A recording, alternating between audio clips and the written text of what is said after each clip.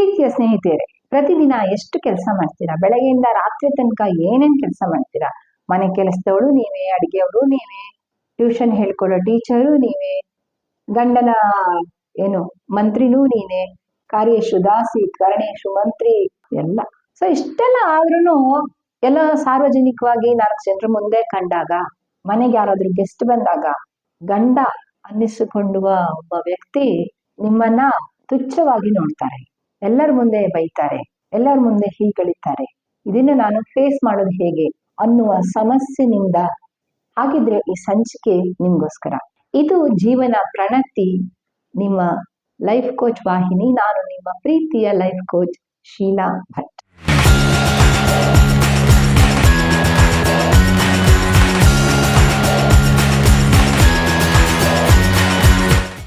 ಸ್ನೇಹಿತೆಯರೇ, ಈ ಸಮಸ್ಯೆ ಭಾರತ ಅಂತಲ್ಲ, ಇಡೀ ವಿಶ್ವದ ಎಲ್ಲ ಕಡೆ ಇರುವಂತಹ ಸಮಸ್ಯೆ, ಮನುಷ್ಯನ ಮನಸ್ಸು ಇರುವ ಸಮಸ್ಯೆ, ಗಂಡಸು ಬೆಳೆದ ಆ ಸಾಮಾಜಿಕ ಪರಿಕಲ್ಪನೆಯ ಸಮಸ್ಯೆ.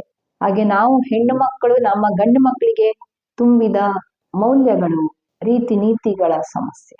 ಈ ಸಮಸ್ಯೆ ಭಾರತ ಅಂತಲ್ಲ, ಇಡೀ ವಿಶ್ವವ್ಯಾಪಿಯಾಗಿದ್ದು, ಇದಕ್ಕೆ ನೀವು ಆಯಾ ಒಂದು ಪ್ರದೇಶದ ಸಿನಿಮಾಗಳು, ಕೃತಿಗಳು, ಅವುಗಳನ್ನೆಲ್ಲ ಓದಿದಾಗ ನಿಮಗೆ ಅರ್ಥ ಆಗುತ್ತೆ. ಈ ಒಂದು ಸೂಕ್ಷ್ಮವನ್ನ ನಾವು ತೆಗೆದುಕೊಂಡಾಗ ಒಂದು ಘಟನೆಯನ್ನ ನಾನು ನಿಮ್ಮ ಜೊತೆ ಹಂಚ್ಕೋಬೇಕು.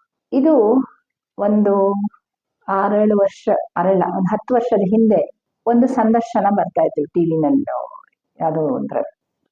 ಆತ ದೊಡ್ಡ ಪತ್ರಕರ್ತ, ಹೆಸರಾಂತ ಪತ್ರಕರ್ತ. ಆಕೆಯ ಹೆಂಡತಿ ಆತನ ಸಕ್ಸಸ್ಸಿಗೆ ಕೊಟ್ಟಿರುವ ಕಾಂಟ್ರಿಬ್ಯೂಷನ್ ಅಷ್ಟಿಷ್ಟಲ್ಲ. ಒಂದು ಹಣಕಾಸು ಇರ್ಬೋದು, ಆತನ ಯೋಗಕ್ಷೇಮ ಇರ್ಬೋದು, ಆತನ ಪ್ರತಿ ಹೆಜ್ಜೆ ಹೆಜ್ಜೆಯಲ್ಲೂ ಆಕೆ ಕೊಟ್ಟಿರೋ ಸಹಕಾರವನ್ನು ಯಾರೂ ಅಲ್ಲಗಳೆಯೋದಕ್ಕಾಗೋದಿಲ್ಲ. ಆದಾಗ್ಯೂ ಆ ವ್ಯಕ್ತಿ ಅವತ್ತು ಸಂದರ್ಶನದಲ್ಲಿ ನನಗಿನ್ನ ಒಂಥರ ನೆನಪಿದೆ, ಜೊತೆಗೆ ಆತನಿಗಿಂತ ಆಕೆ ಹಿರಿಯಳು ಕೂಡ. ಹಾಗೆ ನೋಡಿದ್ರೆ ಸಂದರ್ಶಕ ಪ್ರಶ್ನೆ ಕೇಳ್ತಾ ಇದ್ದಾರೆ, ಈ ಹೆಸರಾಂತ ಪತ್ರಕರ್ತ ಉತ್ತರಿಸ್ತಾ ಇದ್ದಾರೆ. ಅಲ್ಲಿ ಹೆಂಡತಿಯನ್ನ ಒಂಥರ ಸ್ನಬ್ ಮಾಡುವಂಥದ್ದು. ನಿಂಗೆ ಗೊತ್ತಾಗಲ್ಲ ಏನು, ಸುಮ್ಮನಿರು, ನಿಂಗೇನು ಗೊತ್ತಾಗಲ್ಲ, ಸುಮ್ಮನಿರು. ಅಯ್ಯೋ, ನನಗೆ ನಿಜವಾಗ್ಲೂ ಶಾಕ್.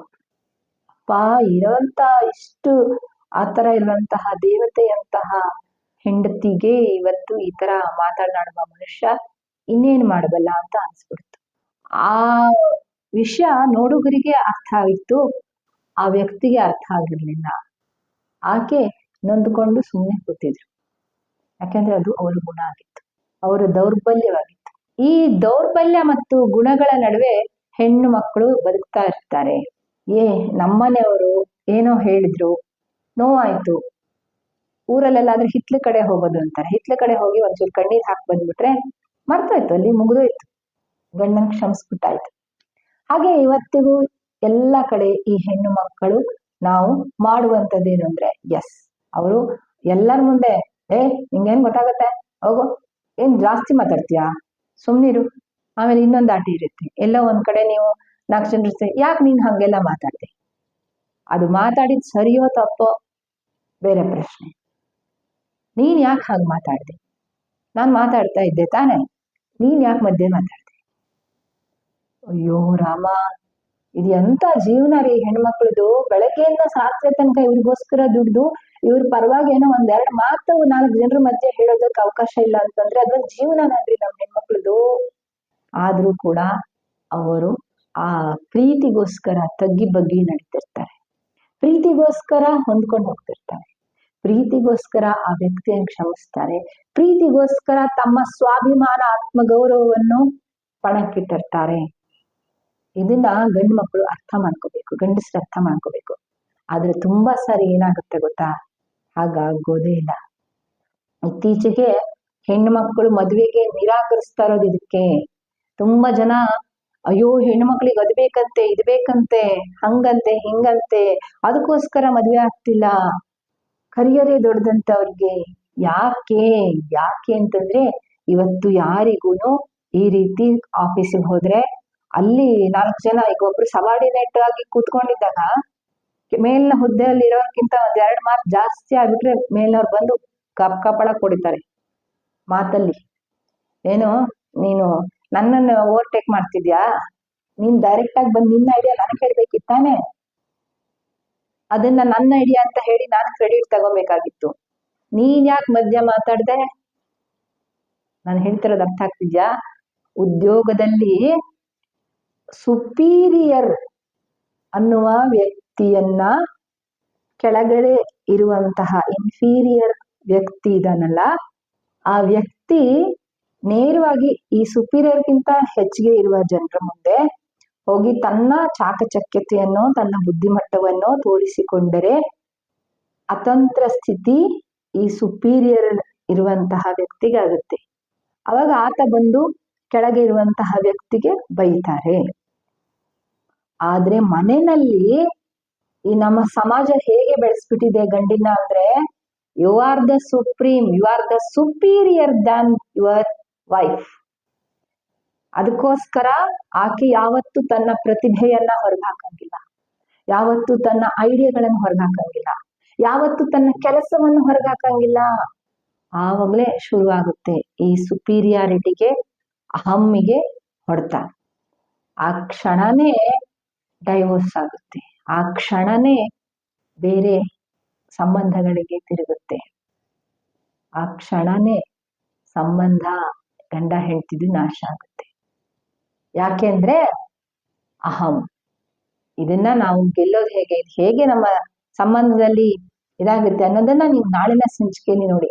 ಬಟ್ ಇವತ್ತು ಹೇಳ್ತಿದ್ದೀನಲ್ಲ, ನಿಮ್ಗೆ ಈ ತರ ಸಮಸ್ಯೆ ಆಗ್ತಾ ಇದೆ, ಗಂಡ ಎಲ್ಲರ ಮುಂದೆ ನಿಮ್ಗೆ ಅವಮಾನ ಮಾಡ್ತಾ ಇದ್ದಾರೆ, ಅದರಿಂದಾಗಿ ನಿಮ್ಗೆ ತುಂಬಾ ನೋವಾಗ್ತಾ ಇದೆ, ಅದನ್ನ ಹೇಗೆ ನಾನು ಸರಿಪಡಿಸ್ಕೋಬೇಕು ಅಂತ ಗೊತ್ತಾಗ್ತಿಲ್ಲ ಅಂತಂದ್ರೆ ಇವತ್ತು ಹೇಳ್ತೀನಿ ಕೇಳಿ. ಇವತ್ತಿನಿಂದ ನೀವು ನಿಮ್ಮ ಸಂಗಾತಿ ಗಂಡನೊಂದಿಗೆ ಮಾತನಾಡುವುದಂದೇ ಅಲ್ಲ, ಹೆಜ್ಜೆ ಹೆಜ್ಜೆಗೂ ನೀವು ಹೇಳಿ, ನಾನು ನಿಮ್ಗಿಂತ ಯಾವ್ದ್ರಲ್ಲೂ ಕಡಿಮೆ ಇಲ್ಲ, ಹಾಗಾಗ ಹೆಚ್ಚಿದೀನಿ ಅಂತಲ್ಲ, ನಿಮ್ಮಷ್ಟೇ ನಾನು ಯೋಗ್ಯಳು, ನಿಮ್ಮಷ್ಟೇ ನಾನು ಕಲ್ತಿದ್ದೀನಿ, ನಿಮ್ಮಷ್ಟೇ ನನಗೂ ಒಂದ್ ಸ್ವಲ್ಪ ಬುದ್ಧಿ ಇದೆ, ನನಗೂ ಒಂದು ಬುದ್ಧಿ ಇದೆ, ನನಗೂ ಒಂಚೂರು ಗೊತ್ತಿದೆ ಅಂತ ಹೇಳಕ್ ಪ್ರಯತ್ನ ಮಾಡ್ತಿದ್ದೀನಿ, ಅವಕಾಶ ಕೊಡಿ ಅನ್ನುವುದನ್ನ ತಿಳಿಸ್ಕೊಡಿ. ಅದು ತುಂಬಾ ಸರಿ ಹೇಗೆ ಹತ್ತಿಕ್ತಾರೆ ಅಂತಂದ್ರೆ, ನೀವು ಹೊರಗಡೆ ಬಿದ್ದ ತಕ್ಷಣ ನಿಮ್ಮ ಒಂದು ಟ್ಯಾಲೆಂಟೋ, ನಿಮ್ಮ ಬುದ್ಧಿಮತ್ತೆನೋ, ನಿಮ್ಮ ಸಿನ್ಸಿಯಾರಿಟಿನೋ, ನಿಮ್ಮ ಪಕ್ವತೆನೋ ಎಲ್ಲ ಗೊತ್ತಾಗ್ಬಿಡುತ್ತೆ.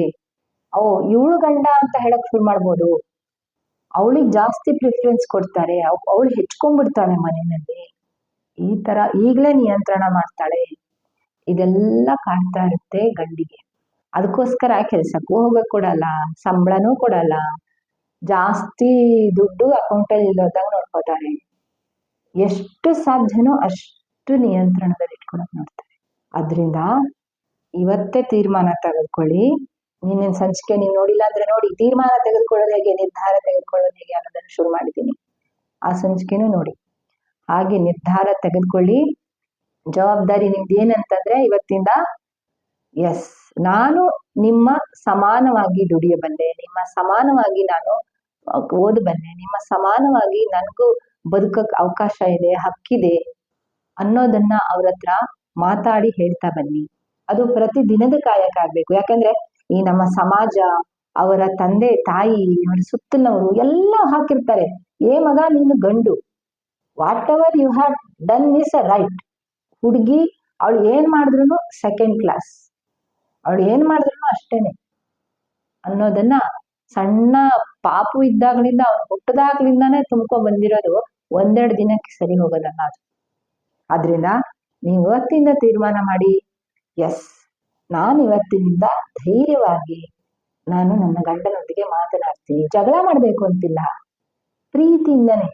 ನೋಡಿ, ನನ್ಗೂ ಒಂದು ಭಾವನೆ ಇದೆ, ನನ್ಗೂ ಒಂದು ಇದಿದೆ, ಮನ್ಸಿದೆ, ಹಾಗೆ ನಾನು ಸ್ವಲ್ಪ ಕಲ್ತಿದ್ದೀನಿ, ನಿಮ್ಮಷ್ಟಲ್ಲ ಸ್ವಲ್ಪ ಕಲ್ತಿದ್ದೀನಿ, ಸ್ವಲ್ಪ ಐಡಿಯಾಗಳಿದಾವೆ, ಸ್ವಲ್ಪ ಜೀವನ ನೋಡಿದ್ದೀನಿ, ಹಾಗಾಗಿ ನಾನೆಲ್ಲೋ ಒಂದ್ ಸ್ವಲ್ಪ ಮಾತಾಡ್ತಾ ಇದ್ರೆ ದಯವಿಟ್ಟು ನನಗೂ ಒಂದು ಅವಕಾಶ ಕೊಡಿ. ಅದ್ರ ಅರ್ಥ ನಿಮ್ಗೇನು ಗೊತ್ತಿಲ್ಲ ಅಂತ ಹೇಳೋದಕ್ಕಲ್ಲ, ನನಗೂ ಒಂಚೂರ ಗೊತ್ತಿದೆ, ನನಗೂ ಒಂದು ಭಾವನೆ ಇದೆ, ನನಗೂ ಒಂದು ಐಡಿಯಾ ಇದೆ ಅಂತ ಹೇಳೋದಾಗಿರುತ್ತೆ ಹೊರತಾಗಿ ನಿಮ್ಗಿಲ್ಲ ಅಂತ ನಾವು ಪ್ರತಿಪಾದಿಸ್ತಾ ಇರಲ್ಲ.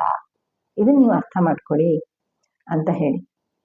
ಹಾಗೆ 4 ಜನರ ಮುಂದೆ ಬಂದಾಗ ಇವರ ಅಧಿಕಾರವನ್ನ ತೋರ್ಸೋದಕ್ಕೆ, ನೋಡೋ ನಾನು ಹೇಳ್ತೀನಿ, ಹೆಂಗ್ ಕಂಟ್ರೋಲ್ ಇಟ್ಕೊಂಡಿದ್ದೀನಿ, ನಾನು ಹೇಳ್ದಂಗ್ ಬಿದ್ದಿರ್ತಾಳೆ ಅವಳು ಅಂತ ತೋರಿಸ್ಕೊಳ್ಳುವ ಅವಶ್ಯಕತೆ ಇಲ್ಲ.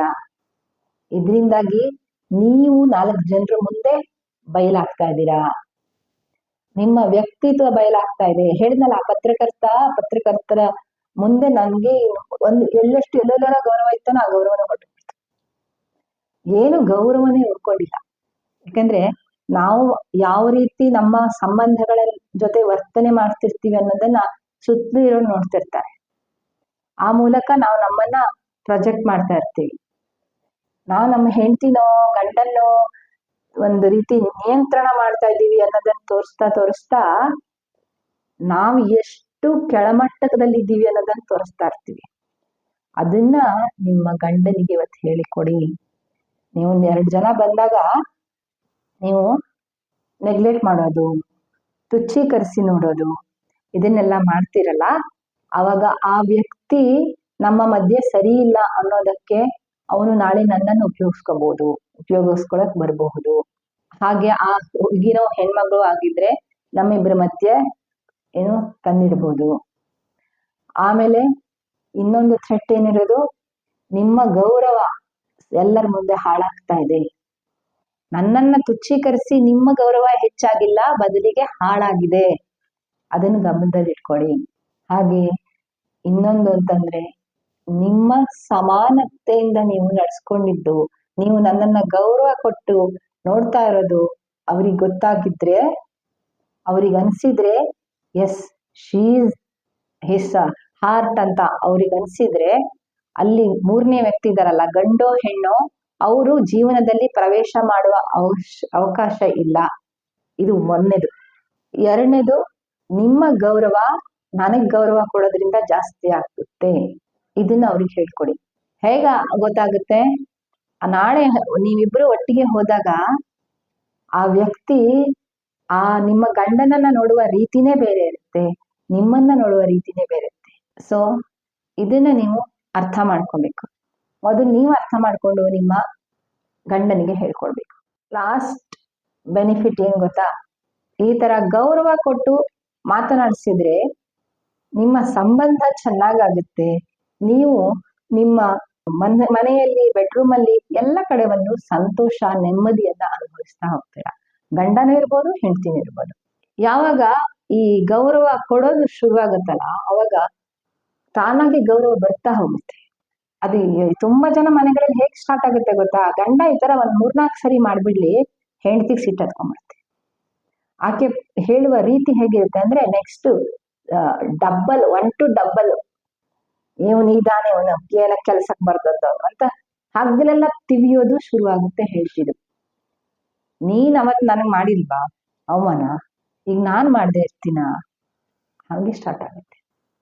ಆ ತರ ಒಬ್ರಿಗೊಬ್ರು ತಿಳಿದುಕೊಂಡು ಸಾಯೋ ತನಕ ಬದುಕೋದಕ್ಕಿಂತ ಇವತ್ತೇ ತಿಳುವಳಿಕೆಯನ್ನ ರೂಢಿಸ್ಕೊಳ್ಳಿ. ಏನಂದ್ರೆ, ಮೊದಲನೇದಾಗಿ ನೀವು ನಿಮ್ಮನ್ನ ಅಭಿವ್ಯಕ್ತಪಡಿಸೋದು ಅಥವಾ ನೀವಿರೋದು ಆತನ ಸೆಕೆಂಡ್ರಿ ಆಗಲ್ಲ, ಆತನಿಗೆ ಸರಿ ಸಮಾನವಾಗಿ. ಇದನ್ನ ನೀವು ಮೊದಲು ಒಪ್ಕೊಬೇಕು. 2ನೇದಾಗಿ ಆ ವ್ಯಕ್ತಿಗೆ ಹೇಳ್ಬೇಕು, ನನ್ನನ್ನ ತುಚ್ಛೀಕರಿಸೋದ್ರಿಂದ ನಿನ್ನ ಗೌರವ ಹೆಚ್ಚಾಗೋದಿಲ್ಲ, ಬದಲಿಗೆ ಕಡಿಮೆ ಆಗುತ್ತೆ.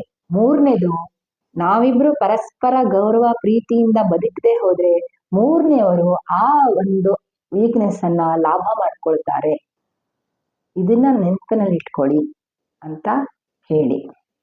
ಆಗ ನೋಡಿ, ನಿಮ್ಮ ಬದುಕು, ನಿಮ್ಮ ದಾಂಪತ್ಯ, ನಿಮ್ಮ ವ್ಯಕ್ತಿತ್ವ, ಹಾಗೆ ನಿಮ್ಮ ಮಾನಸಿಕ ನೆಮ್ಮದಿ ಎಲ್ಲ ಒಂದು ಹಂತಕ್ಕೆ ಬರೆದು ಹೋದ್ರೆ ನನ್ನ ಹೆಸರು ಬೇರೆ ಇಟ್ಕೊಳ್ತೀನಿ. ಇದು ಜೀವನ ಪ್ರಣತಿ ವಾಹಿನಿ. ಇಂತಹ ಉಪಯುಕ್ತ ಮಾಹಿತಿಯೊಂದಿಗೆ, ಜೀವನ ಕೌಶಲ್ಯದೊಂದಿಗೆ ಪ್ರತಿದಿನ ನಿಮ್ಮ ಮುಂದೆ ಬರ್ತೀನಿ. ನಾನು ನಿಮ್ಮ ಪ್ರೀತಿಯ ಲೈಫ್ ಕೋಚ್ ಶೀಲಾ ಭಟ್. ಇಲ್ಲಿವರೆಗೆ ನೀವು ಪ್ರೀತಿಯಿಂದ ನೋಡಿದ್ದಕ್ಕೆ ಒಂದು ಲೈಕ್ ಮಾಡಿ, ಬೇರೆಯವರಿಗೆ ಶೇರ್ ಮಾಡಿ, ಸಬ್ಸ್ಕ್ರೈಬ್ ಮಾಡ್ಕೊಳ್ಳೋದಕ್ಕೆ ಮರಿಬೇಡಿ. ಸಿಗ್ತೀನಿ ನಾಳಿನ ಸಂಚಿಕೆಯಲ್ಲಿ. ನಮಸ್ತೆ.